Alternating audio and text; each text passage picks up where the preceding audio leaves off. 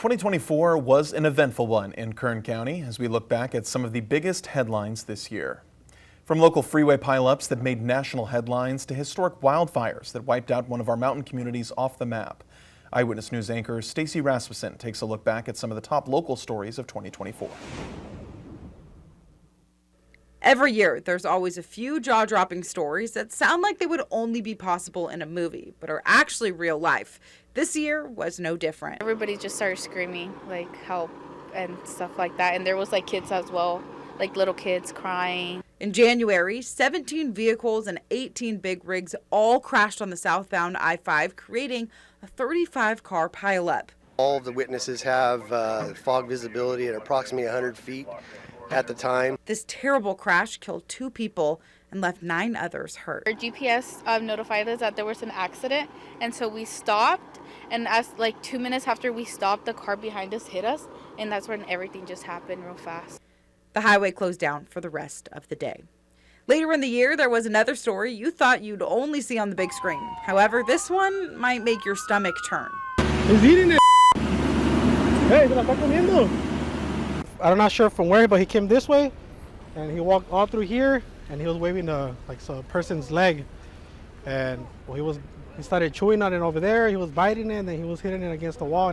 In March, 27-year-old Rosendo Tellez was seen on camera eating a severed leg after a pedestrian was hit and killed by a train earlier that morning at the Amtrak station on G Street in Wasco. Tellez pleaded no contest to 4 charges, including 2 counts of removal of human remains, destroying or concealing evidence, and resisting a peace officer. He was sentenced to 1 year in jail. Back in Bakersfield, international headlines took over several city council meetings. The war in Israel following Hamas's October 7th attacks sparked protests from pro-Palestinian protesters. Their outburst calling for a ceasefire in Gaza led lawmakers to clear the chambers. One of the most notable incidents was in March. We do not allow that.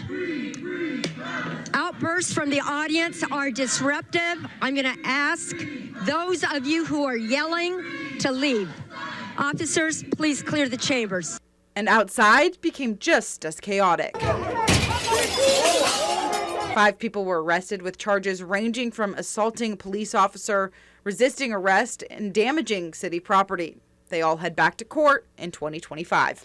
The United Liberation Front stood by the demonstrators with a statement saying, "We condemn tactics used by the City Council and the BPD. It was troubling to see the use of force being used on women, disabled, immigrant, LGBTQIA, Indigenous, Jewish, Christian, and Muslim members." But they didn't stand by 28-year-old Riddhi Patel, who in a separate incident this year threatened city council members. You guys want to criminalize us with metal detectors?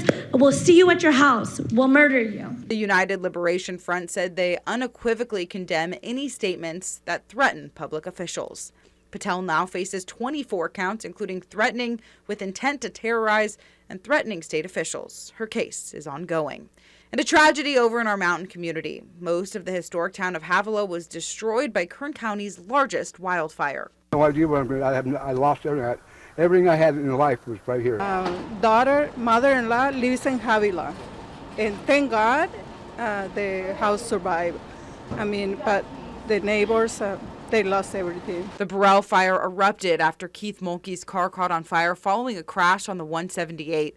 This fire burned close to 60,000 acres. Even the Eyewitness News transmitter was in serious danger of burning down. But thanks to hundreds of gallons of fire retardant, firefighters saved not only our tower, but Kern County's Emergency Communication Center as well. Investigators are looking into if drugs or alcohol were a factor in the crash that started this blaze. If confirmed, it wouldn't be the first time Mulkey was caught drinking and driving. In fact, he had a total of 6 DUIs. He died in the crash. When you think of Bakersfield, it's hard not to think of country music, and you don't get more quintessentially country than Buck Owens' Crystal Palace. But the foundation behind this beloved concert venue, restaurant, and museum announced they are looking for new owners and are putting it up for sale, which rocked social media. It's been around for 28 years, and many people were upset about the loss to the community. And see it changing, going away, whatever. Yeah, very, very sad. Yeah.